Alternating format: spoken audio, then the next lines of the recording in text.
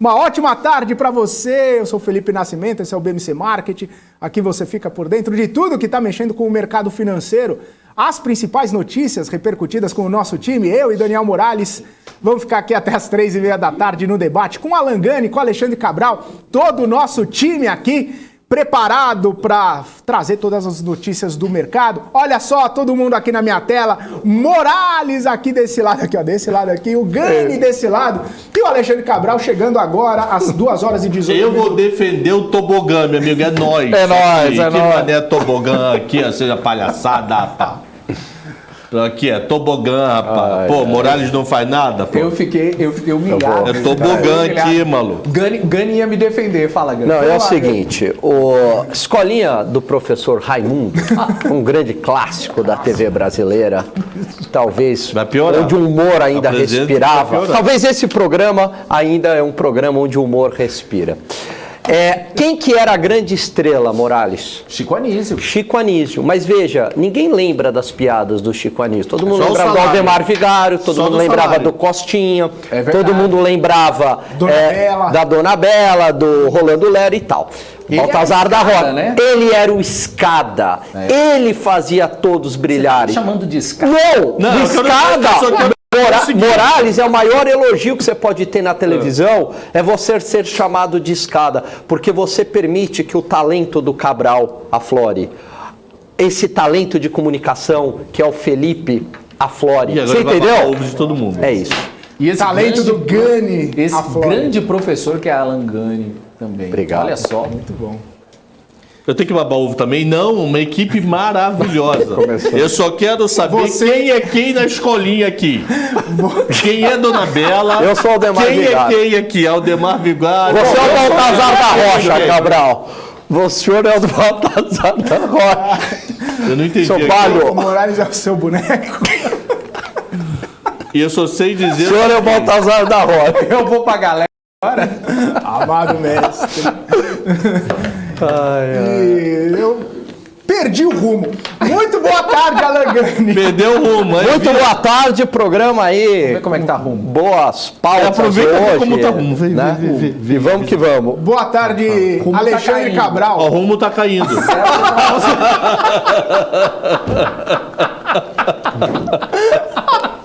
Parabéns pela agilidade da equipe.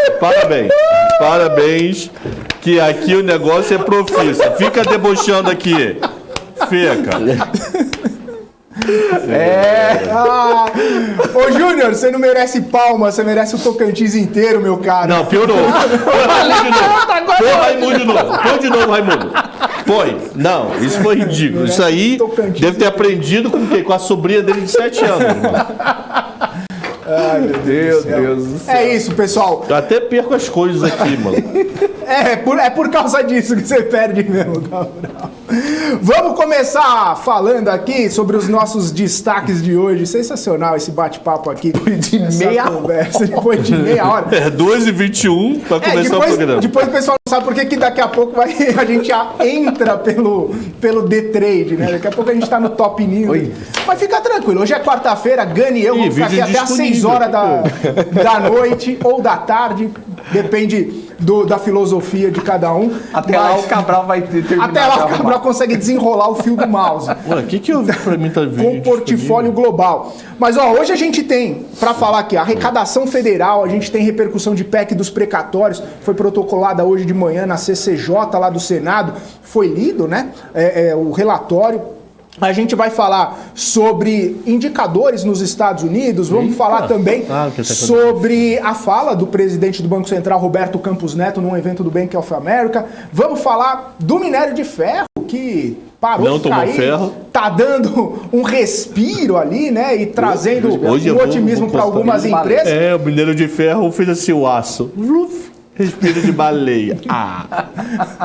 E vamos falar do fluxo cambial, né, Cabral? Que programa da família brasileira. Pra gente falar. E vamos falar aí, vamos começar falando então já deste assunto que tá mexendo, inclusive, com a Bolsa hoje. Esse é o melhor programa da família Touro da B3, que vai ou fica, né? Acabou indo o Touro da B3 depois de uma discussão ali com órgãos da prefeitura, que talvez desrespeitasse a lei Cidade Limpa e tudo aquilo lá, julgaram que era uma ação de marketing e não poderia ter espaço ali naquele local do Centro Histórico de São Paulo, em frente à B3, e aí causou uma comoção entre alguns, causou alegria entre outros.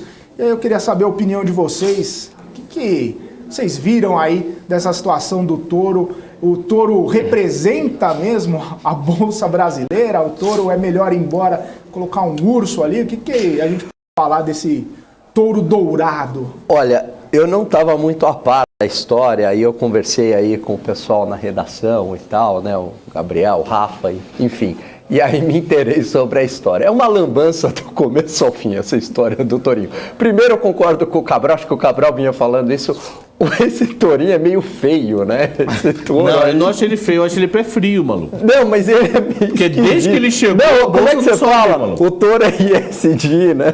Não, é SG total, pô. O touro, se você vê ele de costas, ele é SG. Esse touro é meio ISG. Ele é meio estranho ali o negócio. Mas não parecia aqueles da Turma da Mônica que tinham espalhados pela cidade?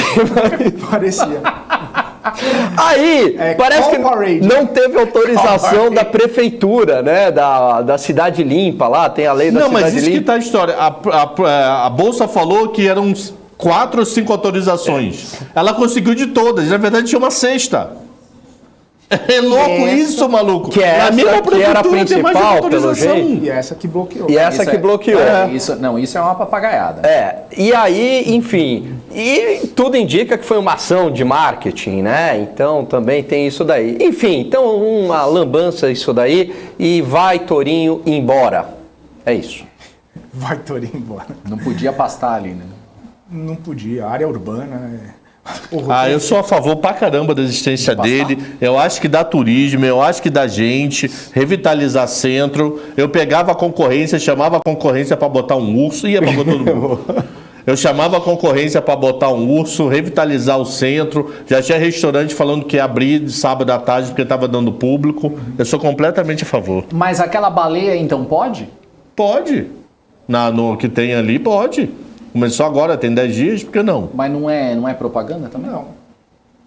Porque a se propaganda tu ficar pensando em propaganda, ferrou, baleia. Eu acho, os caras estão fazendo propaganda do Felipe Nascimento.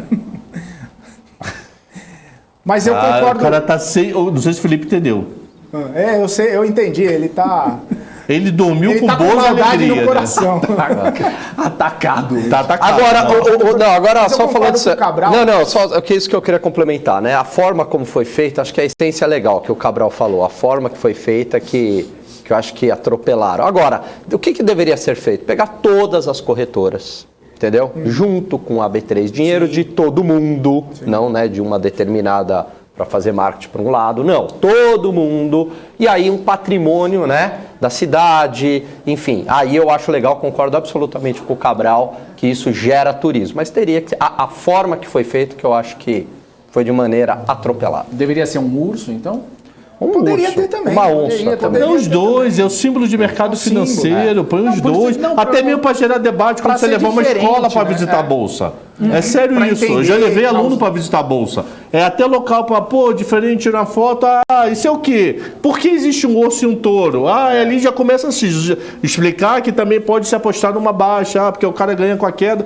Mas como é que se ganha com a queda? Só vender ação? Não. Se você vender ação, você não ganha com a queda porque você não tem mais o patrimônio. Tem operações, eu acho que fica todo mundo feliz. Verdade. Tipo assim, é muita palhaçada da prefeitura, maluco. Pelo amor de Deus, louça ninguém quer lavar. Mas na hora de tumultuar com o touro lá, tumultuar, Não, e outra, caixa Cabral, prego, mano. Eu acho que pode estimular também um grande debate importante no nosso país, que é o da educação financeira e também de entender como as empresas funcionam, entender que a Bolsa de Valores não é só para rico, milionário, bilionário, é uma situação ali, uma questão que as pessoas, elas podem sim proteger patrimônio, elas podem sim ganhar dinheiro, mas é ali que as empresas se capitalizam para abrir mais empresas, para poder gerar emprego e tudo mais que a gente sempre comenta aqui. Então, no nosso país está faltando educação financeira e está faltando, eu acho, um pouco de sensibilidade também de todo mundo que as cabeças pensantes do país para poder fazer esse estímulo e brecar o que precisa ser brecado e estimular o que E vamos parar para pensar, né? entre nós 4 e mais, sei lá, 600 que estão assistindo a gente. Meu irmão, eu tô querendo fechar uma empresa. Tá tudo pago na prefeitura. Eu tô há 20 dias úteis pedindo autorização para fechar uma empresa que não emite nota fiscal há uns 3 anos. O negócio do boneco resolveu em 24 horas, doutor? Ah, para. Claro que tem jogo por trás, maluco. O negócio de fechar uma empresa, porra, que era R$1.000 de patrimônio líquido, que não emite nota desde 2018, que eu não emito nota naquela empresa. Eu falei, vou fechar, não vou usar mais. Aí, tô tentando fechar 20 dias úteis. O prazo é hoje, 20 dias úteis faz hoje. Mas 20 dias úteis para ver uma empresa que só tem um imposto que eu posso dever, que é ISS. Já passou na Receita Federal, já passou onde foi. Só falta a prefeitura. Agora, para resolver negócio de todo, em 24 horas arruma um caminhão. Porra, lavar uma louça, mano. Pelo amor de Deus. Agora, uma provocação aqui, e eu tenho certeza, acho que o pessoal do chat vai concordar. Se tivesse uma estátua do Che Guevara, não tinha nenhum problema, entendeu? Ficava um ano lá, e artista tirar foto e tal. Enfim. Agora, o mercado financeiro, qual é o problema? As pessoas demonizam muito o mercado financeiro, achando que todo mundo é do mal e só quer ganhar dinheiro. O mercado financeiro é excelente para a sociedade. Por quê? O dinheiro das empresas vem de algum lugar, né? Pensa lá no balanço, né? Você tem lá o quê? Passivo e patrimônio líquido. Você tem as fontes de financiamento, que daí viram fontes de investimento, onde está o ativo. Está vindo da onde? Vem de nós, acionistas, que posso comprar ação de uma empresa, ou vem de bancos, ou vem, que é o nosso dinheiro também que está no banco, ou vem de debêntures, que também é a gente emprestando diretamente para a empresa, grosso modo falando. Então significa que nós estamos financiando a atividade produtiva da empresa. A empresa com mais recursos, ela faz o quê? Ela produz mais. Se ela produz mais, e egoisticamente atrás do lucro, ela está indo atrás do lucro, só que neste processo ela está produzindo mais, e ao produzir mais, ela gera mais emprego para a sociedade. Quando tem um ambiente competitivo, você tem redução de preços, você tem melhora da qualidade. Não é à toa que existe uma vasta literatura que mostra desenvolvimento do mercado financeiro com redução de pobreza. Né? Não é à toa. Basta ver onde os países mais ricos do mundo, onde dá menos pobreza, há desenvolvimento de mercado financeiro. Boa. E tem uma pergunta muito importante que precisa ser respondida aí, eu não sei se vocês sabem. Depois que ele foi içado lá das ruas do centro, ou foi para onde? Para JBS ou para Marfrig? Vocês sabem dizer? Não, o pessoal hoje dormiu com Bozo Memória, Bozo Corrida, dormiu com tudo. Eu não sei, eu sei que a agenda ISD não ia deixar ir para JBS. Aquele lá tava meio turbinado, né? Tava bombadão todo, cheio dos anabolizantes. Não, mas uma coisa que o Gani falou é importante, eu estou com os dados aqui, ó, olha só, participação de pessoa física em bolsa, né, em mercado de renda variável. Estados Unidos, 55% da população, Reino Unido, 33%, China, 27%, Brasil, 3% só, né, então pouca gente, muito pouca participação das pessoas e precisando aí de um estímulo, né? De uma forma de atrair mais as pessoas. Bom, espaço dado para a gente falar sobre o Tourinho da B3. E só uma coisa aí, pegaram o touro pelo laço, né? Porque içaram ele. Tá bom, parei. Pode Não, tá muito ruim isso aqui hoje, mano. É sério. O pessoal, não, mas as piadas estão boas. As piadas tá legal, né, Gani? Tá bom, eu adoro essas piadas. O Rafael fala assim, o Cabral saindo em 3, 2, 1. É que ele tá fazendo umas contas. O Cabral é muito duro com piada. Ele é muito duro. É o sommelier da comédia. Sommelier do Cabral. Quem vê o Cabral fazendo 7 e 10 com um toquinho, acha que ele é espirituoso. Eu não faço mais com toquinho, eu virei um rapazinho. Fazia com toquinho, agora teve uma reviravolta. Fala, meu povo. Assim como a Bolsa deu uma reviravolta de queda para alta, Cabral também deu uma reviravolta de toquinha para sem toquinha, uma pessoa séria, compenetrada, fazendo contas ali. Gani, então vamos falar aqui, ó, Bolsa subindo 0,68%, chegou a abrir em queda hoje, né? Chegando aí 102.464 pontos, agora testou lá os 105 mil, agora está no 104.300 mais ou menos. Empresa que a gente viu ao longo da semana tendo um desempenho negativo, aí, ó, a gente vê Localweb, a gente vê Banco Inter, Americanas, né, lojas americanas, várias empresas que acabam tendo um desempenho bem ruim nos últimos dias, agora respirando aí, né? Então, queria saber quais os pontos importantes que você destacaria, Gani, para a gente ver um cenário de otimismo, segundo dia consecutivo da Bolsa subindo, né? Então, o que você poderia destacar aí para a gente desse cenário todo aí, o que está levando os investidores a terem um pouco mais de otimismo e descer um pouco essa aversão ao risco? Eu acho que o próprio andamento da PEC dos precatórios, né? Tá andando a PEC, né? E assim, o conteúdo ali, ele já foi digerido. A Bolsa caiu bastante, né? Vamos lembrar disso.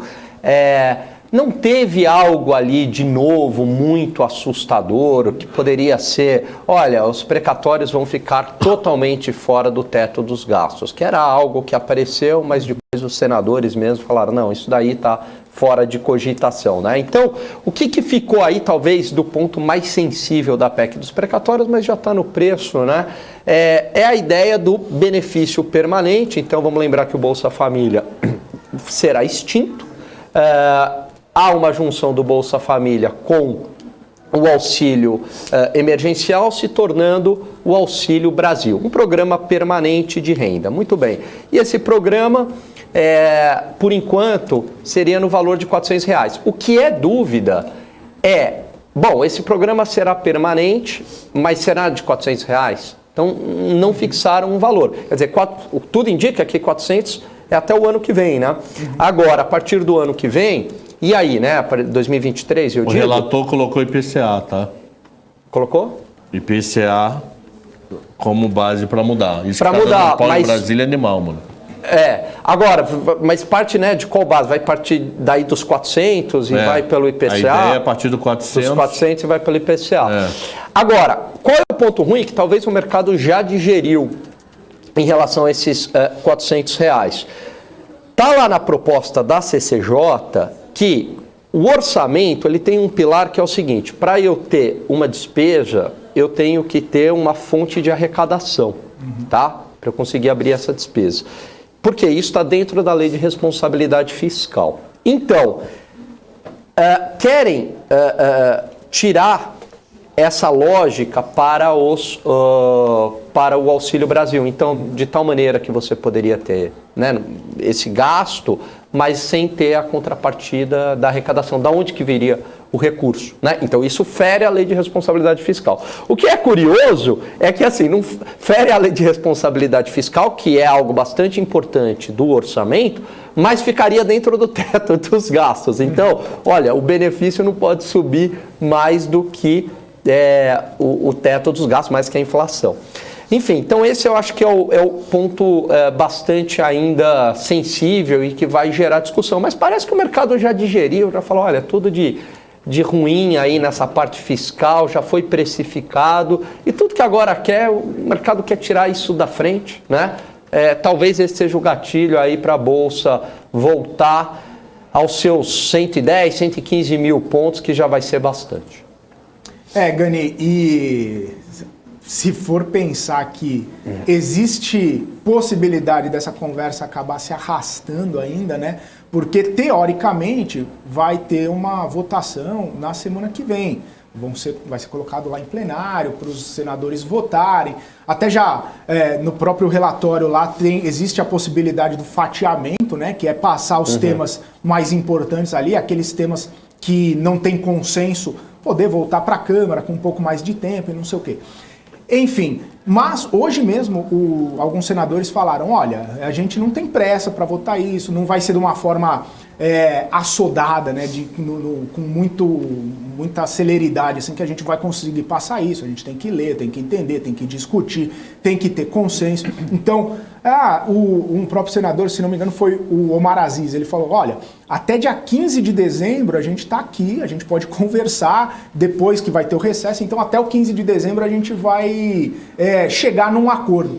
E isso acaba trazendo discursos ali e conversas divergentes, porque a gente vê o grupo do governo, do próprio relator ali da PEC, querendo fazer passar mais rápido, né? Conversar mais rápido, chegar num consenso, passar para tirar isso da frente, até para abrir a possibilidade da discussão do orçamento, que já está um pouco mais devagar aí, né? Que isso precisa ser discutido. A gente conversa com o Eric bastante sobre isso. Então, assim, uma parte dos parlamentares querendo fazer as coisas terem um pouco mais de celeridade, outra parte querendo uma discussão um pouco mais vagarosa ali e pontuando, colocando cada coisa no seu devido lugar, e isso acaba trazendo também um sinal de meio de incerteza, né? O que será que vai acontecer? Será que não vai acontecer? Mas como você falou, parece que o mercado já falou, então tá bom, isso só vai... A gente já sabe o número, como o Cabral fala, são 106 bilhões ali, vão carimbar uma parte, não vai carimbar outra, vai uma parte para um lugar. Então já tem o número, então o mercado pode andar, pode fazer seus movimentos com tranquilidade. Ali. E Felipe, eu acho que também tem dois tipos de alteração. Tem uma alteração que é assim, ok, o ano que vem vai ser pior, vai gastar mais, o mercado não gosta, mas digere. O problema são aquelas alterações de natureza permanente. Então, como essa dos 400, ferindo aí lei de responsabilidade fiscal e tal. Ou acabar com o teto dos... Então, essas mudanças de regra, né? Isso o mercado não gosta. Agora essas assim, o Fundeb vai ser pago, sei lá, no início de 2022 ou no final. Isso o mercado não se importa muito, né? Agora, com essas de natureza permanente, isso aí traz volatilidade, né? Inclusive, você comentou essas coisas de natureza permanente. Os próprios senadores falaram, né, que toda essa movimentação de Auxílio Brasil permanente e tudo mais, isso pode ser adequado ali ao orçamento se fizer a reforma do imposto de renda, se colocar mesmo a taxação de lucros e dividendos. Enfim, existem manobras ali, existem temas a serem discutidos que podem ajudar nesse sentido, colocar tudo numa caixinha ali, sem estourar teto, sem precisar mudar a regra de novo. E talvez isso também esteja animando, né? Esteja pelo menos tirando o temor de parte do mercado, né, Gani? Sim, e assim, dados, né, por exemplo, vieram dados de arrecadação federal, eles vieram crescente, né, cresceram bem aí em relação ao mês anterior, um crescimento de 28%, a própria conta de déficit primário deste ano foi reduzida, um menor déficit, enfim. Então, assim, não é lógico que essa PEC, a gente bateu muito nessa PEC, em toda a situação dela, mas também não é o fim do mundo fiscal o cenário, né? Então, acho que assim, tirando isso da frente, tem uma série de empresas que estão com bons fundamentos, que estão aí com múltiplos atrativos, né? E que estão aí nominalmente com preço de pandemia, né? De auge de pandemia. Não estou nem falando em termos reais, hein? Se eu tirar aí a inflação, estão mais baratas ainda, né? Acho que não é a primeira vez que o Brasil passa por isso, então, sei lá, eu confio aí que em algum momento, né, talvez não seja o ano que vem, mas essa bolsa aí volte a nos dar alegria, né? Boa. O Morales, o Gani falou da arrecadação federal, aí você tem os números para passar para a gente? Temos. A arrecadação de impostos e contribuições federais somou aí mais de 178 bilhões de reais em outubro e o resultado ele representa aí um aumento real, mais descontada a inflação de 4,92% na comparação com o mesmo mês de 2020. Também no acumulado do ano até outubro, a arrecadação federal somou mais de 1,527 bilhões de reais, o maior volume para o período da série iniciada em 1995. Nos 10 primeiros meses do ano, houve aí um avanço real de 20,06% na comparação com o mesmo período do ano passado. É isso aí. Boa, ô Morales, valeu. Ô Gani, então a arrecadação, os dados vieram aí interessantes, né? Eu li até que o secretário da Receita Federal, ele destacou aí que foi a maior da série histórica em 7 dos 10 primeiros meses do ano.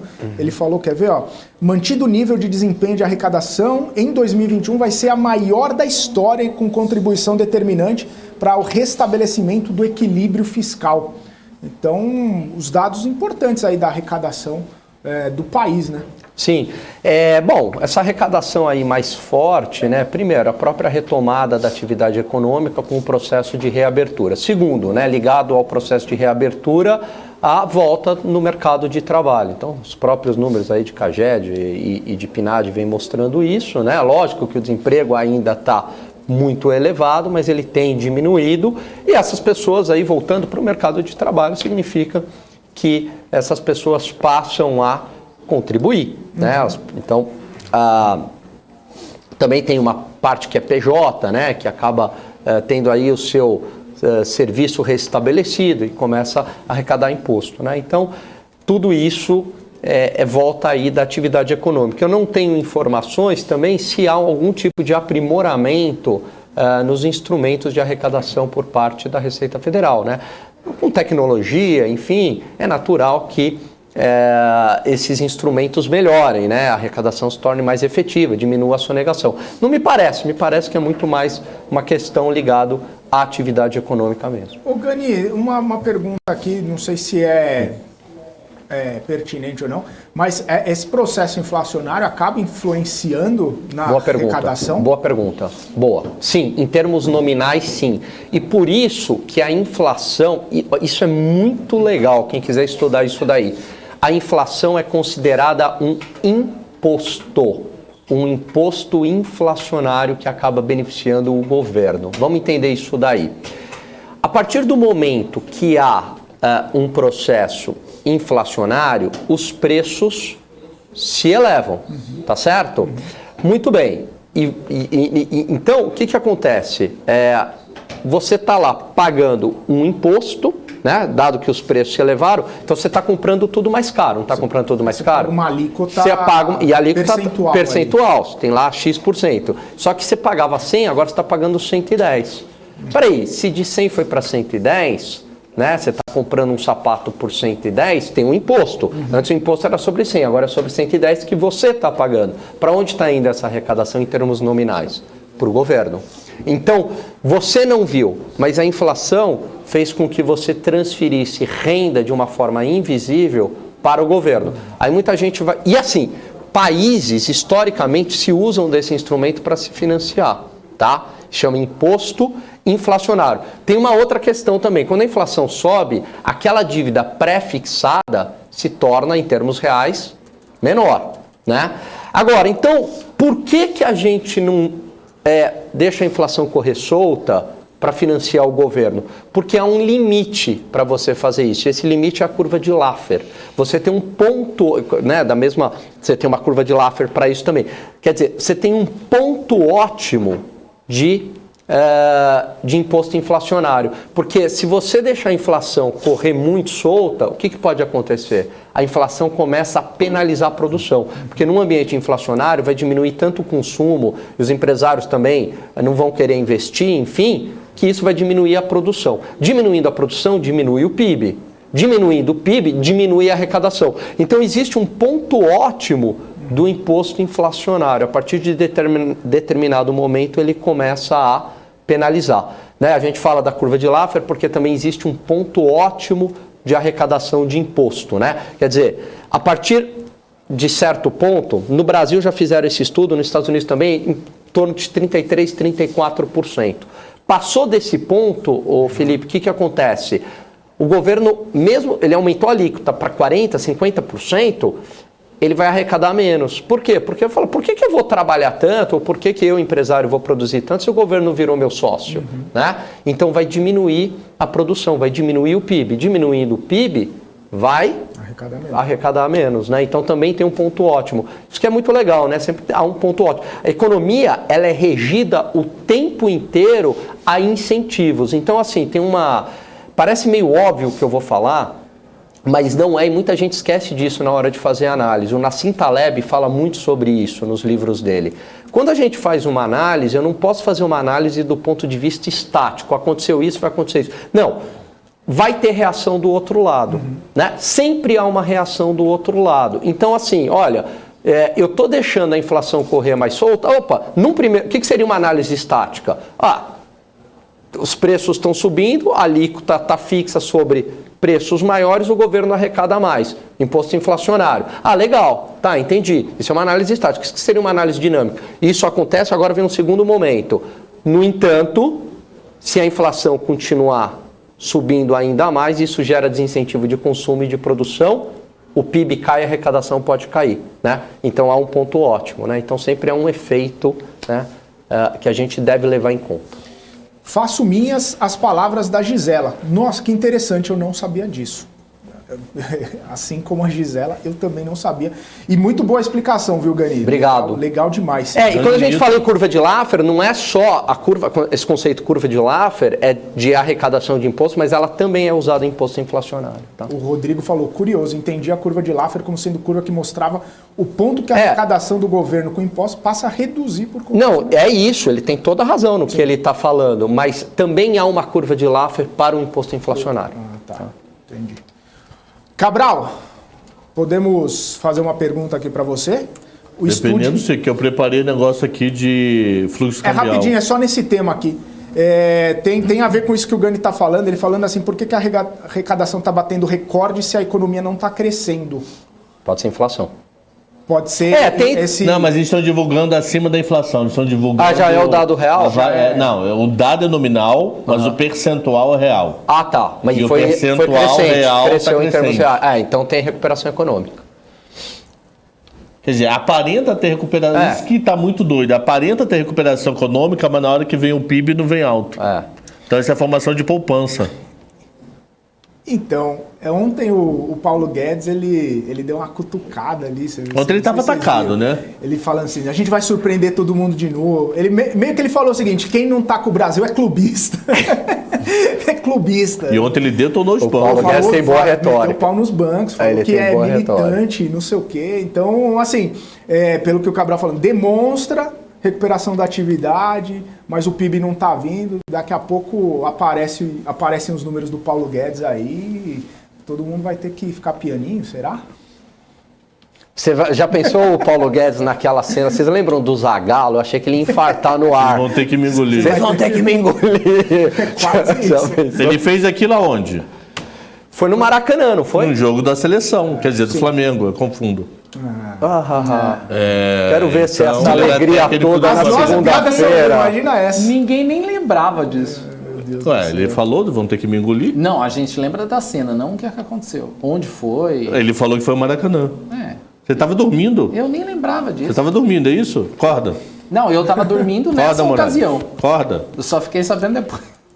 A gente tem também aqui, umas perguntas do pessoal, mas o Cabral, você trouxe informação aqui pra gente. Vamos só pedir pro pessoal colocar no PPT aqui certinho, bonitinho, e aí você traz as informações, pode ser? Porque daí... Pode ser? Ficar cumprimentando os outros. Porque quem não sabe, quem nunca esteve aqui, passou Saravá, isso daqui é um terço mais ou menos, é um aquário, mas um terço é vidro. O outro um terço é parede, igual vocês veem aqui atrás. Então você não enxerga do outro lado. Nesse um terço de vidro passa todo mundo. Aí eu vou lá e cumprimento, as pessoas me cumprimentam. Eu vou passar uma de mal educado? Já cumprimentei a Paula, já cumprimentei quem ela manda, que é o marido, já cumprimentei Marcos Saravalho. De vez em quando passa um maluco lá, oi. Repara que de vez em quando eu tô assim, eu faço isso, ó. Nem deu uma mensagem, é que eu tô cumprimentando alguém do outro lado do vidro. Eu sou popular, não sou arrogante que nem você que vê as pessoas que nem a ele. Ele nem olha pro lado. Repara, Felipe nem olha pro lado. Ó. Se olhar pra ele assim, ele não olha pro lado. Ó. Eu não olho para ninguém mesmo. É porque, Cabral, depois a gente faz media training pra vocês. Que media training, eu quero ser popular. O Felipe é um excelente apresentador. Excelente. E um excelente apresentador, ele tem que estar focado na câmera e no público. É isso. Maluco, come baba-ovo. Puta que nem esparola. Ele não decide teu PLR não, maluco. Eu fiquei tonto com a babação de ovo agora. Você não sabe, Cabral. Agora é um conselho, né, que decide tudo. É o conselho. Conselho. Mas qual o poder de voto de Agora, cada eu um? aconselho você a medir as suas palavras. Eu não tenho PLR. Então tudo bem. Você acha que precisa, Moraes? Não, o cara ganha. O cara é professor. Pior que eu tô tendo que abrir uma empresa pra cada nota, pra não estourar o limite anual, mano. Aí, ó. Tá Olha vendo? só. Tá vendo? Ele esconde mano. o jogo. Complicado. Nossa, que vida difícil. Vou ter que ficar com 12 CNPJs, uma empresa pra emitir cada mês. Nossa, que difícil que é a sua vida. É tenso, mano. Ô, Cabral, e aula online? Você não cansa, cara? Puta, como aula online cansa? Você não cansa muito, não? Canso. Hoje o meu dia Saudade vai ser de aula maneiro. Hoje eu dei aula de 4 às 8. Perdão, de novo eu cismei com isso. Hoje eu fiz o 7h10, aula de 8 a meio-dia, dei aula pra Nana e pra Mariana. Elas estão ferradas, de trabalho de casa aqui. Daqui a pouco eu vou lá dos bastidores e vou cobrar. Aqui de 2 às 4, aula de 4 às 6, depois de Tudo 7 online. às 10. Tudo online. Cara, o teu Presencial mental tá bom, único é esse cara. aqui. O teu mental tá bom, cara, porque não é fácil. Online não é fácil. Mas enfim. Ganha, graças a Deus, não posso reclamar não. O de hoje é um dia todo bom. Você mora onde? Eu na minha casa. Moraes. Na minha casa não, eu moro num apartamento. Quer dizer, Então no meu apartamento. O meu e da minha esposa. Moraes entrou pra uma gangue aí, tá querendo saber onde mora. O que você é da Polícia Federal, Receita Federal? Receita Federal. Tá interessado. Eu vou denunciar. Você é investigador, Moraes? Tá louco. Eu vou denunciar o Cabral, vamos falar daquele gráfico, daquela tabela que você mandou aí pra gente, já tá na mão. Pessoal, Que eu fiquei fazendo aqui ao vivo, por isso que eu falei pra ele, ó, daqui a pouco eu volto. O que tem nessa tabela? A mais à esquerda possível é somando os 4 dias de semana passada, 16, 17, 18 e 19, entrada de fluxo de gringo na Bolsa Brasileira já dolarizado. Esse número em reais, ele deu, semana passada, 1,5 bi. Se eu dolarizar esses 4 dias, deu 270 milhões de dólares que entraram na Bolsa Brasileira, vindo de gringo, de 16 a 19. Só que olha o número exatamente ao lado. Financeiro, uma saída de 1,95. Então, o que podemos concluir? Rouba monte. Eu já estava dentro do Brasil, só mudei de produto para dentro do Brasil. Então, não entrou dinheiro novo para o mercado brasileiro. O que entrou saiu de fundo, saiu da renda fixa, sei lá da onde que ele saiu e foi para aplicar em bolsa. Isso ainda para mim é um mistério, porque olha só, o dólar médio semana passada, ele foi de 5,52, 5,5205, porque ele começou a 47 na semana e fechou a 55. E gringo não está trazendo dinheiro novo. Isso para mim ainda me assusta demais, que teoricamente bolsa tranquila em qual sentido? Ela não está tranquila, está com a volatilidade do inferno, mas ela está teoricamente barata para eles. Pô, eles estão entrando com o dólar 5,52, eles estão comprando o Petrobras a 5 dólares e não estão vindo. E uma outra coisa que eu faço um apelo, Roberto Campos Neto, liga para a Sami, que é a que faz contato com o pessoal aqui externo. Por favor, se eu quiser, eu ponho o Sami aqui no vídeo, se você estiver tímido, entre em contato com ela e explique esse número para a gente. Comércio exterior semana passada, é um número mais à direita. Nós importamos mais do que exportamos, 819 milhões de dólares. E fluxo cambial de semana passada, uma saída de 1,378 bi. Quer dizer, saiu 819, ainda teve um buraco aí de 500 milhões aproximadamente de câmbios fechados com destino ao mundo. Quer dizer, exportador, além de não estar trazendo, está tirando, mano. Porque nós tínhamos 1,378 contra 819. E o Roberto Campos fala que não é essa diferença toda de 45,50. Então, cada dia eu fico mais louco com essa conta e cada dia eu sei dar menos essa resposta. Então, resumindo, gringo não está trazendo dinheiro novo, está sendo rouba-monte do mercado local, que são os 2 números em amarelo, e os 2 números em azul prova que exportador não está trazendo dinheiro. Semana passada teve até saída, e eu não sei dar esse gabarito. Eu estou muito curioso para tentar entender esse pormenores. passar o WhatsApp. Se alguém souber aí, por favor, entre em contato com a gente. Pode ser até no chat. Conheço a pessoa tal. Minha esposa que trabalha com comércio exterior, não consigo indicar ninguém que saiba grau de detalhes para nos ajudar.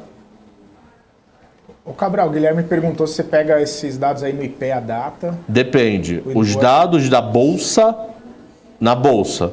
Só que eu não pego na Bolsa porque dá um trabalho do caramba se você falhar um dia. Porque a Bolsa apaga o histórico. Ela só deixa do dia. Então ontem não tem. Aí eu pego no Twitter do meu camarada Ricardo Jorge. Um cara muito bom que faz essa base histórica há muitos anos. Ele põe uns gráficos lá todo dia. Então eu pego com ele a base de Bolsa. Para dolarizar eu peguei Petaxi. Porque é muito base para fechamento de câmbio de mercado financeiro. Então eu dolarizei via Petaxi. Todos os demais, quer dizer, os dados de fluxo cambial que teve saída semana passada de 1,5, você pega no Banco Central. E os dados mais à direita, você pega, não se lembra qual foi o ministério, eu googlei aqui. Não sei se foi do Ministério da Economia, que divulga a balança comercial. Só googlar a balança comercial, você já vai direto para o ministério e pega os números. Eu só não lembro qual é agora. Boa, maravilha. Ok? O que eu vou parar para preparar agora, que eu vou dar uma pequena sumida também? Saiu composição da dívida do Tesouro. Eu quero dar uma olhada quanto eles têm em caixa para ano que vem, que a gente sempre tem falado, ele está atualizando o número agora, tá? Sim, senhor Cabral. Posso voltar na arrecadação? Muito bom aí o que o Cabral falou. Só voltando ali, que eu esqueci de falar um detalhe muito importante. Boa. Então a gente falou, primeiro, recuperação da atividade econômica, pessoas ingressando no mercado de trabalho, seria uma das hipóteses, a própria inflação com o imposto inflacionário. Né?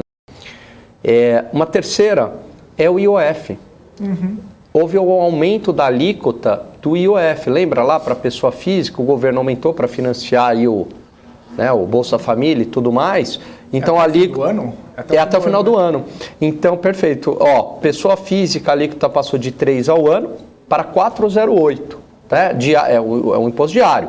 Então, é 0,0082, passou para 0,0118. E para a pessoa jurídica, a alíquota anualizada passou de 1,5 para 2,04. Então aumentou o imposto. Tá? Então isso também explica bastante aí o aumento da arrecadação. Vários componentes empilhados aí. Quem defende a CPMF, e há argumentos bons em sua defesa e há argumentos também muito bons contra a CPMF. Mas a CPMF é uma fúria arrecadatória. Então, assim, a curto prazo... Uma fúria arrecadatória. A curto prazo... Tá certo. É engraçado o termo, uma fúria arrecadatória. E ela pega a informalidade, né? Porque você transação lá do informal, tributa. Agora, a curto prazo, ela pode aumentar a arrecadação aí do governo e sanar o ponto fiscal. O problema é que a longo prazo aí a gente sabe que pode se tornar permanente, ficar por anos, como aconteceu, era para ser provisória e ficou muito tempo e aí penaliza muito a atividade produtiva, né? Mas é uma discussão muito interessante aí Pena que ela foi muito contaminada, né? Mas eu queria contar uma história de CPMF que eu acho que mais 100 pessoas vão parar de falar comigo se eu contar. Conta, Cabral.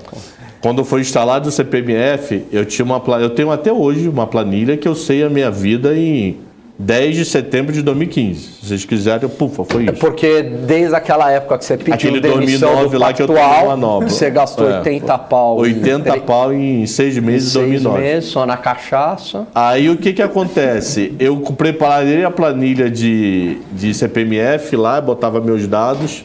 Aí eu percebia que algumas contas dava problema de 1 centavo. Aí eu fui lá, falei, não tem nada para fazer, vou ligar para minha gerente. Não sei nem o que é. Aí contei. Aí ela falou, não, tá certo. Eu falei, mas por que tá certo? Não, tá certo, tá. Aí eu fui, tinha um erro mesmo. Aí depois eu fui ver que tinha uma outra que tinha um erro de 1 centavo. O que acontecia?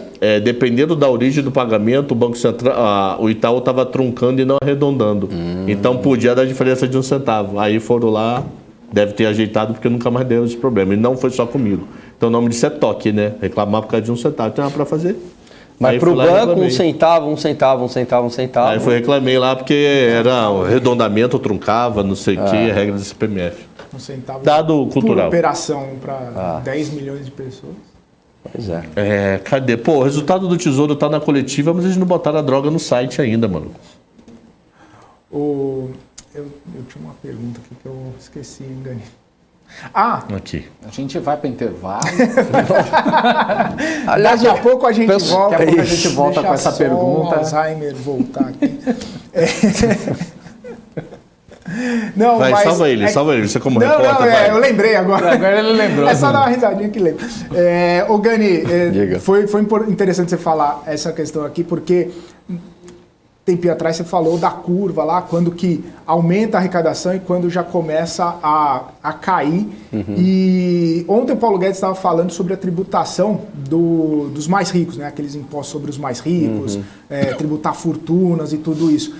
Também existe essa curva de quando você acaba tributando os mais ricos, porque é sempre uma discussão, né? Não, pô, a galera é bilionária, é milionária, tem que ter um imposto maior, porque o imposto proporcionalmente acaba penalizando a população de baixa renda, porque imagina só, o rico pagar um imposto de 30% sobre um pacote de arroz é uma coisa, o pobre é outra coisa. Então sempre existe essa discussão, sempre existe movimentos sociais buscando esse tipo de taxação e tudo mais, mas ele entra nesse conceito dessa curva aí também? Entra, eu não sei se... Mas a lógica é assim, a lógica é perfeito, tá? Achei interessante a sua pergunta aí para ver se tem algum tipo de estudo acadêmico em relação a isso, mas a lógica é a mesma. O problema é o seguinte, se você começa a tributar muito o milionário ele é milionário não é por uma aleatoriedade, ele é milionário porque ele produz muito, ele gera muito a produção para a sociedade, né? O Elon Musk lá, o Jeff Bezos, né? Enfim, eles têm lá uma razão para serem milionários. Vamos abrasileirar a Luísa Trajano. Isso. Alexandre Cabral, toda essa galera. Então, assim, é uma razão. Então, assim, nesse processo, pensa na Amazon. Quando a Amazon, ou pensando na Trajano mesmo, também, né? Sim, claro. Quando ela ficou milionária e ela está produzindo, mas ela está gerando milhares de emprego. Ela está gerando, né? Uma série de famílias agora passam a ter renda, né? Então, não é à toa, né? O Neymar, quando ele entra em campo, né? Não é o Neymar, ele movimenta toda uma indústria, todo mundo vai querer ver o jogo do Neymar, né? Imagine no estádio quantas pessoas não trabalham para aquele jogo acontecer por conta do Neymar, quantas emissoras de televisão isso não movimenta, a produção, todo o mercado publicitário. Então, a pessoa acaba sendo, né, milionária, mas porque ela gera muita riqueza para a sociedade. Se você começa a tirar os incentivos dessa pessoa, né, porque se tornou milionária, enfim, qual é o problema? Primeiro, né, ela não vai ter mais tanto incentivo para produzir, ela pode abandonar o país. Esse é um exemplo. Segundo, aqueles que teriam potencial para trazer muita riqueza para a sociedade, que tem uma capacidade empreendedora muito grande, um talento muito grande, enfim, também você não vai ter incentivos. Então, é lógico que quem ganha mais, né, é natural que acabe pagando mais imposto, né? Essa é a lógica aí.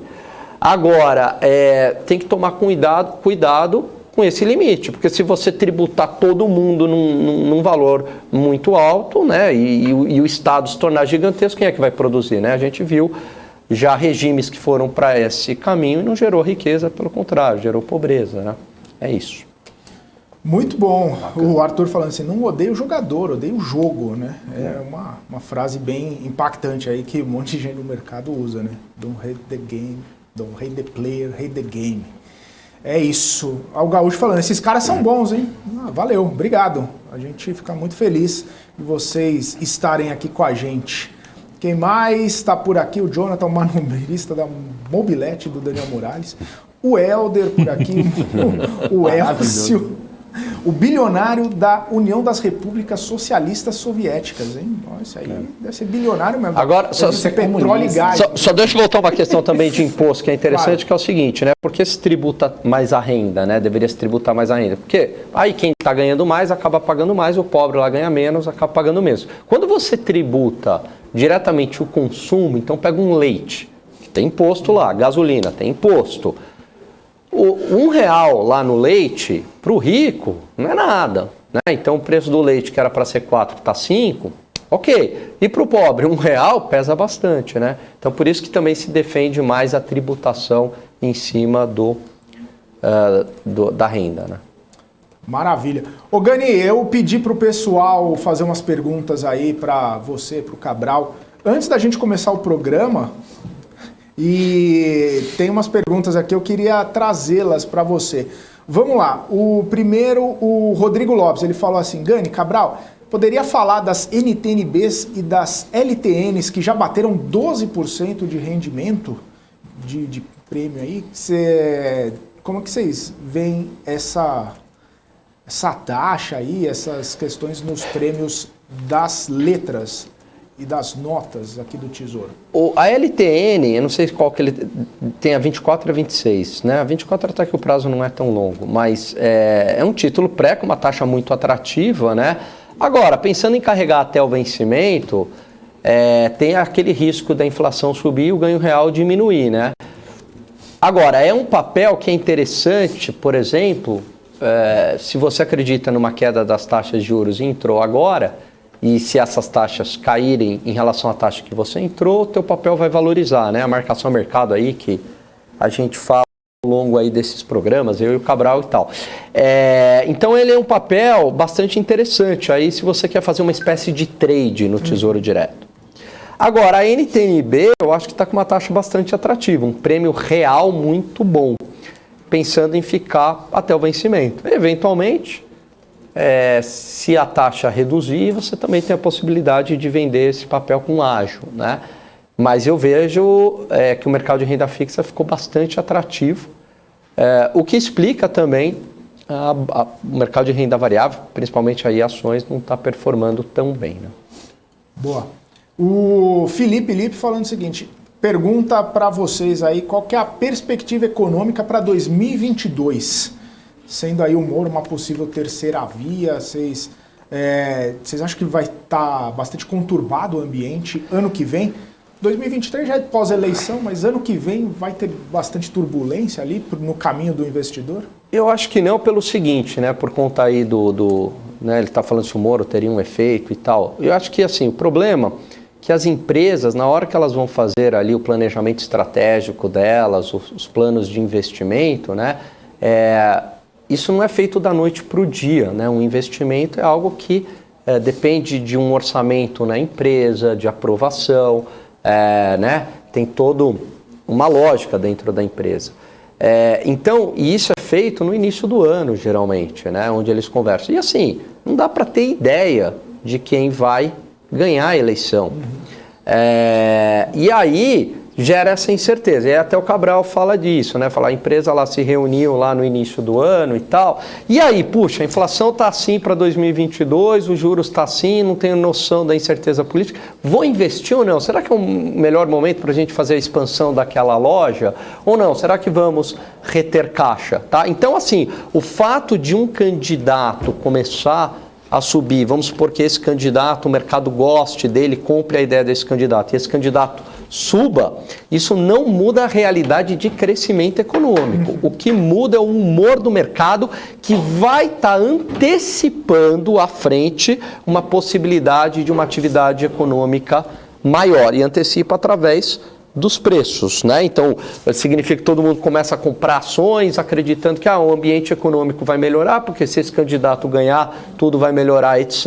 e tal. Não necessariamente também essa realidade vai se concretizar, mas o mercado financeiro ele antecipa, né? Então ele pode ter, se o Moro for esse candidato do mercado, pode ter um efeito sobre o preço das ações, mas não sobre a economia real em 2022, que, por enquanto, o relatório Fox prevê um crescimento de 0,7%. Ô Gani, ontem até você estava falando sobre isso, né? Que o mercado ainda está dividido com relação tanto ao Bolsonaro quanto ao Lula, né? Então, não que necessariamente seja o Moro a terceira via, mas como já apareceu, já acaba se destacando aí. Se destacando. Né? Me parece que hoje, se o Moro, né, oficializar mesmo, tudo indica que sim, né, a sua candidatura à presidência, me parece que o mercado vai ficar do lado dele, tá? Essa é a impressão que eu tenho. De novo, hein, pessoal? Não é o Felipe, não é o Morales, não é o Cabral, não é o Alan, tá? Seria um mercado financeiro com mais simpatia ao Moro né, dadas as opções aí que tem na mesa. Né? Inclusive, acabou de sair, ô Gani, uma informação aqui sobre uma pesquisa aí do próprio Modal Mais, trazendo uma percepção ali sobre esse cenário eleitoral. O Moro teria 38,8% no segundo turno em relação ao Bolsonaro, que teria 35,7%. Claro, a gente está um ano e pouco da eleição aí, um ano da eleição, mas cenários, né? Já em relação ao ex-presidente Lula, o ex-presidente venceria com 46,6% e o Sérgio Moro 33,1%, tá? Esse é um cenário traçado aí pelo Modal Mais. Agora, mas até que cresceu, desculpa, Gani, mas até que foi um número rápido, né, do Moro, né? Um crescimento muito grande em tão pouco tempo, né? Porque antes dele aparecer aí, ele estava meio sumido, né, até... as pesquisas mostravam ele com 2%, 3% aí. Porque tinha indefinição, né, porque Morales? Tinha indefinição. Tinha indefinição então... se o Moro... Porque ele estava contratado numa consultoria e ele podia renovar o contrato, então essa indefinição tirava ele do páreo, né? Agora, exatamente. Mas era saiu da consultoria, filiou ao partido, né? Então... Tá com toda a cara de que vai para jogo, né? Muda de figura. O técnico chamou, vai levantar a placa, vai entrar no jogo. Eu acho que tem duas questões aí que são importantes, né? A primeira é assim, acho que o maior problema para o Moro é ir ao segundo turno, né? Então conseguir ir ao segundo turno. E aí tem um outro ponto que é, imagine um cenário onde tenha, e foi engraçado isso conversando com uma pessoa que aparentemente era petista, e ele falou o seguinte: eu voto no Bolsonaro, mas não voto no Moro. Então, num eventual segundo... E aí eu fiquei com isso na cabeça. Falei, bom, num eventual segundo turno entre Moro e Bolsonaro, em quem que o PT votaria? Ou os petistas, né, votariam? Porque há um movimento que eles não gostam do Moro, né? Contra tudo tal. Então, assim, será que votaria no Bolsonaro? Entendeu? Mas eu acho que aí, nesse caso, acho que não... A esquerda ficaria divididíssima. Me chamou muito a atenção, porque você vota em branco. O branco com certeza, acho no que caso sim, mas... E aquele que fala, não, eu vou votar de qualquer jeito, porque eu não quero desperdiçar o voto, e aí, votaria em quem? E esse, que aparentemente me parecia ser, né, do PT... Ele falou, olha, eu votaria no Moro, mas não votaria no Talvez Bolsonaro. Os seguidores do Ciro.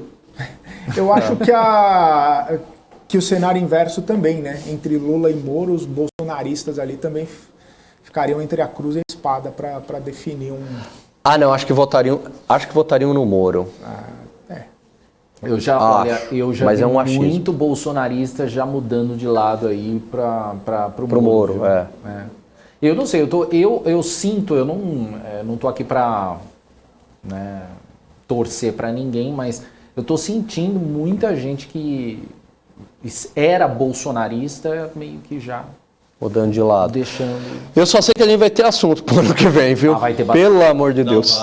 Vai ter bastante. O Eric. Vixe, o Eric vai ter 2 horas de programa, 1h30 com o Cabral. Né? Se Lira fala com o Moro. Eric, eu tava pensando aqui, eu tô com uma dúvida. Eu tava refletindo. Eric, peraí, eu tô preparando planilha. PEC dos precatórios, né? Se Lira agora mandar de volta para Pacheco, você acha que tem alguma possibilidade? Tem alguma possibilidade disso voltar para o Supremo, vai dar rode, maluco vai sentar em cima da PEC? Não, maluco é clássico, porque o cara é maluco mesmo, entendeu? Vamos falar do Campos Neto aqui, o Alan Gani, Alexandre Cabral e Daniel Morales. Eu olho pro relógio aqui, eu fico abismado como o nosso tempo já está se esvaindo aqui. Puxa vida. Mas vamos falar de Campos Neto aqui, ele participou de um evento no Bank of America. Eu separei algumas informações que foram tratadas ali pelo presidente do Banco Central, inclusive pontos bem importantes aqui, viu, o Gani Cabral, porque é o seguinte... Estava falando sobre essa questão, né? A gente comentou bastante de PEC dos precatórios, cenário fiscal e tal. Campos Neto falou o seguinte: o prêmio de risco só deteriora, apesar da melhora dos dados fiscais. Isso porque parte do prêmio de risco reflete dúvidas sobre o arcabouço fiscal, parte do prêmio de risco reflete dúvidas sobre a capacidade do Brasil crescer. Ele disse que a alta do prêmio de risco foi muito maior do que o desvio fiscal. Está se referindo aí sobre a PEC dos precatórios e toda aquela questão daquele jogo de números lá. Diz que parte do mercado viu a PEC como uma quebra do regime fiscal e que os preços do mercado refletem questões sobre qual arcabouço vai ficar. Eu achei interessante essa fala dele, né? Porque é isso que a gente está vendo e discutindo todos os dias aqui. A gente está vendo o mercado reagir a todas essas informações e o presidente do Banco Central mostra que ele está atento a todas essas movimentações, né? Perfeito. Eu acho que a leitura dele foi muito boa. Por quê? Porque os dados de arrecadação realmente vêm surpreendendo, o dado de superávit primário vem surpreendendo. Você fala, caramba, mas o dado, né, o número está vindo bom, por quê que o mercado não está reagindo positivamente? Porque o mercado está olhando o futuro, né? Então o prêmio de risco está refletindo uma expectativa em relação ao futuro. E essa expectativa, como ele muito bem colocou, reflete, primeiro, uma mudança institucional que pode ocorrer via PEC dos precatórios. O mercado fica com medo, fala, opa, será que vai ter mudança na regra do teto de gastos? Será que vai ter mudança na lei de responsabilidade fiscal e tal? Não quero essas mudanças. Então esse é um ponto. E enquanto tiver essa incerteza, vai para preço. 2, em relação ao crescimento econômico de longo prazo. E aí por que entra na situação fiscal? Porque é óbvio que quando um país ele cresce mais, ele arrecada mais. Se um país passa a crescer menos, ele passa a arrecadar menos. Então acho que está perfeita a leitura do Roberto Campos Neto. E o que é muito... A única coisa que eu vejo saudável nisso tudo foi essa independência do Banco Central, né, nesse cenário fiscal turbulento e tal. E como é legal a gente ver, né, uma instituição agindo de uma maneira independente, né, se posicionando, enfim. Então achei bastante interessante. Posso trazer mais umas falas aqui, Gani? Aí a gente comenta também, até porque isso acabou sendo importante e um tema bastante discutido ao longo da semana aí, a recondução do Jerome Powell. E aí o Campos Neto não fala exatamente sobre isso, mas ele fala o seguinte, que nós, né, vamos continuar vendo a normalização da taxa de juros no mundo. Não acredita que o processo de aperto monetário no mundo vai ser mais persistente. Mas não sabemos quais os impactos desse aperto monetário para os emergentes. Porque o processo de alta de juros desorganizado nos Estados Unidos não é o cenário básico que o Banco Central tem aqui no Brasil. Acredita que o impacto do aperto monetário nos Estados Unidos não vai ser tão grande. Ou seja, ele está falando que acha que não vai ser tão grande aqui para a gente, mas mesmo assim está preocupado num impacto que pode ter para os emergentes. Diante de tudo aquilo que a gente fala, sobe juro nos Estados Unidos, o investidor começa a fazer aquelas contas, né, para saber onde vale mais a pena, onde tem mais estabilidade, onde tem mais prêmio e tudo mais. E isso acaba impactando se a gente não tiver um juro também subindo na mesma proporção, ou pelo menos ficando mais próximo ali da expectativa, né? Os dados de atividade nos Estados Unidos, eles têm surpreendido positivamente, né? Então tem vindo acima da projeção. A maioria dos dados, um ou outro que vem em linha ou abaixo, mas a maioria tem vindo acima, né? E a inflação está alta. Então isso desperta o seguinte debate lá. Aquele aumento da taxa de juros básica do Fed Fund Rates, que está entre 0 e 0,25, né? Que ocorreria a priori em 2023, talvez ocorra já em meados de 2022, nem no final de 2022. E o próprio tapering já tem diretores dizendo que o ritmo de redução de compras de ativos, né, são 15 bilhões, 10 bi em títulos públicos, 5 bi em títulos privados, deveria ser aumentado. Então imagine, de 15 bi, começou com 120, foi para 105, depois de 105 vai para 90, vamos agora com 90, 20, 25 e tal. Então pode ser que isso aumente. Então isso também é uma retirada de estímulo monetário. Subindo os juros nos Estados Unidos, fica complicado para a gente manter os nossos juros dos títulos públicos tão baixos. Lá no leilão do Tesouro, o Tesouro vai ter que ofertar, talvez num título maior ou no mercado secundário, começam também a pedir taxas maiores. Por que isso? Porque o prêmio aumentou nos Estados Unidos. E aí alguém vai falar, mas não dá para ganhar mais juro aqui no Brasil? A gente até deu uma aulinha aqui, né, sobre isso. O problema é que todo o juro que você pode ganhar aqui no Brasil, ele pode ser corroído pela desvalorização cambial. E um outro ponto, o grande investidor, o bilionário, ele não está preocupado com o ganho, ele está preocupado em não perder.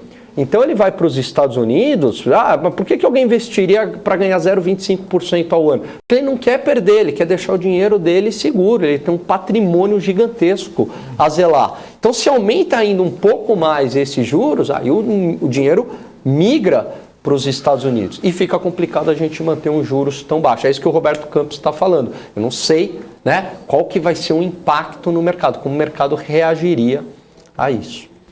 Boa, Alan Gani. Ô, Cabral, deixa eu te perguntar, vai rolar a tabela? Vai. Porque... Deu tempo aí? Não tô cobrando nem apressando, é porque é o seguinte, daqui a pouquinho o Giba Coelho tá chegando por aí. Giba Coelho. Enfim.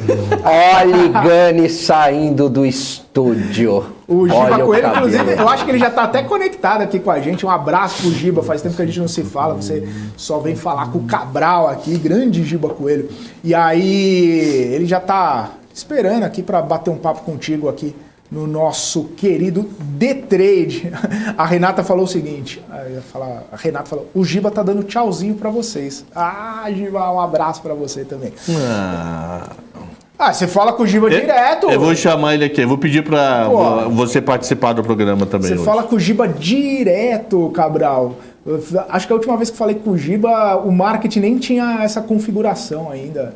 Era eu e o Morales batendo papo aqui com os nossos entrevistados o tempo todo. Era bom, mas agora melhorou. Era bom, mas era ruim, né?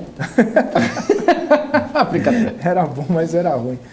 É isso então. Vamos falar com o Cabral aí, esperar o gráfico dele. Vamos enquanto isso, vamos esperar. É nada, é brincadeira. Botar uma pressão. E aí, Gani? Você tomou um café? Não, mas hoje? Amanhã a gente tem um papo bacana, porque tem o feriado lá nos Estados Unidos, né? Então hoje... amanhã vai ter que bromar o rodo, mano. Não, mas é interessante porque hoje saíram vários dados lá nos Estados Unidos, inclusive antecipando o feriado, né? Eu vi uns dados bem legais, agora que eu lembrei, eu devia ter falado disso aqui. Saiu venda de moradia, saiu PCI, né, que é a inflação lá do consumidor, saiu PIB dos Estados Unidos, eu tenho até o dado do PIB aqui dos Estados Unidos, crescimento de 2,1% no terceiro trimestre em relação ao segundo. Ficou acima da alta de 2% projetada aí, né, lá pelos analistas. Resultado desacelerou, porque olha só, no segundo trimestre foi 6,7% de crescimento. Uma pergunta, eu estou preparando aqui a apresentação, aí eu entrei no nosso grupo do WhatsApp. A mulherada está querendo ter um caso contigo, é isso? Porque eu tô vendo vários aqui no nosso grupo. Você tá muito... Daniel, você tá solteiro? Também queria saber... Tadinha. Mas e a tabela? Porque são 3 já tá lá, depende da Marlene Matos, se eu não tiver de popotinha. Isso aí sabe como é que chama, Cabral? Isso aí se chama múltiplas contas. Se não for boy magia não olha pro lado esquerdo, não. Olha pro lado esquerdo, mano. Tô vendo se eu dou uma engajada. Também. Deu uma tabela. Olha lá, ele fica tímido, ele tem torcicolo, não olha pro lado esquerdo. O Denis Salles falou assim, conta uma piada enquanto não sai a tabela. O melhor comentário o Gani ressaltou aqui do Adilson. Como deixar o Cabral quietinho? Dá uma tabela pra ele brincar. Ficou o programa inteiro só na tabelinha. Eu tô preparando tabela pra vocês. Então não põe no ar a tabela. Não põe no ar a tabela. Eu não vou explicar a tabela. Que é isso, Cabral? Eu não vou explicar a tabela. Se quiser, vem amanhã. A gente só brinca com quem gosta. Nem riu hoje, né? Nem riu. Como é que é a risada dele, Gani? Meu riso não tem som, engula o som. Então obrigado aí, vamos lá, Giba, como é que tá o dólar? Tabela pro Cabral, olha lá. Essa tabela da dívida pública que foi divulgada hoje, quer dizer, ela divulgou números soltos, né? Eu tabelei isso aí, por isso que dá trabalho. Então a nossa dívida atual é de 5 trilhões e 373 bilhões de reais, sem considerar a emissão para o Banco Central. Então só a emissão que o comprador não seja o Banco Central. Mas o que eu quero destacar é gringo. Gringo comprando o Brasil, esse 10,46 é o maior número em muito tempo. Ok? Então, mas 10 não é nada, mas se vocês forem ver, é crescente. Esse crescente está desde ali de junho, eu acho. Que todo mês a participação de gringo aos poucos sobe. Então, notícia boa, gringo voltando. Uma notícia não muito boa é que a dívida indexada à inflação e a Selic, que é pós-fixado, está no nível bem alto, tá? Então, se a inflação acelerar e o Banco Central tiver que subir mais juros do que está programado, para segurar essa inflação, essa nossa dívida pública sobe bastante, tá? Então, infelizmente, essa notícia não é boa. E os 3 últimos números é o seguinte: o Banco Central divulga várias tabelas e entre elas ele diz o que tem para vencer de volume financeiro atual nos próximos 12 meses. Então, nós temos atualmente 1 trilhão 155 bilhões de reais para vencer em 12 meses. Repara que está diminuindo, né? E nós temos hoje de caixa líquido na mão do Tesouro 1 tri e 10. Então o governo hoje, se ele conseguir emitir mais 144 bilhões, que ele já conseguiu facilmente isso no mês de novembro, ele pode se dar o luxo de não emitir nenhuma dívida até 30 de setembro. Porque ele tem o dinheiro suficiente para honrar essa dívida. Quer dizer, deixa eu melhorar isso. Ele tem o dinheiro quase suficiente para honrar essa dívida. Por quê? Porque a nossa reserva líquida, que roda 1 tri 0,10, ela é aplicada à taxa Selic. E nós temos parte da dívida que é a inflação. Então, se a inflação subir mais do que a Selic, eu não terei dinheiro suficiente para até setembro. Então, até agosto do ano que vem, a gente tem condições de se dar o luxo de não emitir nenhuma dívida. Não vamos fazer isso. Mas é só para dizer que a gente está com um colchão de liquidez. Já foi maior, em agosto foi o auge, mas ainda está muito, muito bom. Está em níveis assim. O pior número desse ano é o melhor número de qualquer período do ano passado para trás. Ou seja, então tá... Boa que gringo entrou, ruim que ele está na mão de política monetária. O que ele está na mão de política monetária? Inflação e Selic. Então, ele pode causar um problema para o Tesouro, não na maldade, que ele vai tentar controlar a inflação subindo o Selic. Então, esse pode ser a parte ruim da história. Mas aquele colchão lá, então, excelente. Tudo sob controle. Está diminuindo, mas é excelente. 1 tri é colchão demais. É muito bom. Parabéns para o Tesouro. Boa. Cabral, muito boa as 2 tabelas que você trouxe hoje. Em cima do lance, dados bem... esses dados saíram agora. Acho que eu cheguei no começo. Vai ser um 2h30 e outro 3 horas. Aí o nosso programa começou pontualmente hoje às 2h21. Aí eu só tive 9 minutos e saiu o número. Eu montei uma tabela, expliquei. Aí saiu outro e a tabela começou... Aí a partir do mês que vem, qual é a vantagem? Já está salvo, né? Aí eu só incluo novembro, aí fica mais rápido. Aí a gente vai dar até primeiro do que muita gente. Porque é só incluir alguns números e a gente já comenta. Mas não é legal fazer isso antes do programa? Mas eu só tive essa ideia hoje. Eu não sabia que essa... Hoje, quando eu preparei o 710, no meu calendário não tinha que essa é a dívida do Tesouro. Boa, boa. Aí eu descobri quando eu tava vindo pra cá. Eu falei, chegando lá eu monto. Eu não sabia que ia sair hoje. O Moraes ficou triste que você tava fazendo a tabela, Cabral. Ele não deu nenhuma risada, ficou Tobogã hoje foi mal, meu amigo. Vem cá, deixa eu te abraçar. Deixa eu te abraçar, poxa. Então amanhã a gente compete. Amanhã é feriado dos Estados Unidos. A gente podia fazer competição de piada. Amanhã eu tô de manhã e de tarde. Porque aí o nome aqui é trabalho. Aí depois, semana que vem, não vem pra descansar, né? Semana que vem. Pra poder descansar. Não, pra descansar amanhã, pô. Amanhã eu vou trabalhar de manhã e de tarde. Semana que vem eu vou falar com a Paula pra descansar. Sexta-feira o Gani sempre trabalha de manhã e de tarde. Mas ganha em outro patamar, né? Ganha em dólar, essa porra toda, mano. Ele emite duas notas por mês para poder não estourar o teto. Ele ganha PLR, você não. Ou eu não ganho, eu sou sua grana é bem mais alta, né, do que a do ganho. Por quê? Você está dizendo que a empresa não dá lucro? Não, a empresa dá muito lucro. Então. Você não precisa desse dinheiro. Não, pra quê? Eu deixo pra vocês. Pô. Da empresa, ó lá, tá vendo? Olha. Obrigado, Cabral. Então, a partir de mês que vem vai estar atualizado. Então, a partir de mês que vem, a gente vai dar 2 minutos depois do seu resultado. Ninguém vai ter uma tabela tão rápida quanto a nossa, é nós. É nós. E se eu não tiver, eu não vou estar aqui. Aí eu passo pra vocês e eu explico. Não, porque vai sair colado o Natal ali. Eu vou estar de férias. Aí eu passo pra vocês e explico. Ó, pega esse dado aqui, aqui. Vocês têm que preencher 6 números só. O Felipe faz, coloca. Rapidinho. Deixa que eu faço. Então. Eu te passo o Gani, Não, se for faça o caso. negócio, o Gani explica. Pronto. Qualquer coisa eu falo, Gani, são 6 números, pega aqui, é rapidinho. É questão. Agora com ela pronta, é sério, 2 minutos está rodado o mês. Mas Cabral, eu não tô entendendo por que isso. Porque vai sair entre Natal e Ano Novo. Eu não devo estar aqui. Você não trabalha nem Natal, nem Ano Novo? Quem trabalha é pobre, né?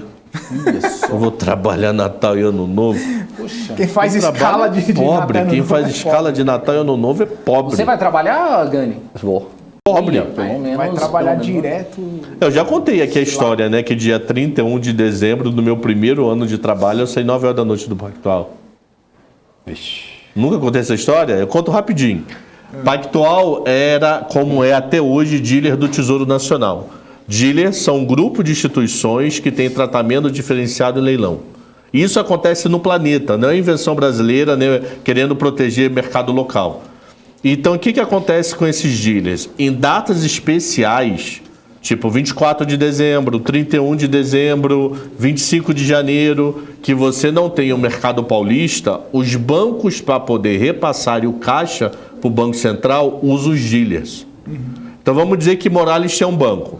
Se ele não for dealer, ele nessas datas especiais, ele passa para o Pactual, ou para o Safra, ou para o Banco do Brasil, ou para o Itaú, e eles passam para o Banco Central. Qualquer outra data do ano, Morales fala diretamente com o Banco Central. E o que me falaram? Eu estava com 1 mês de Pactual.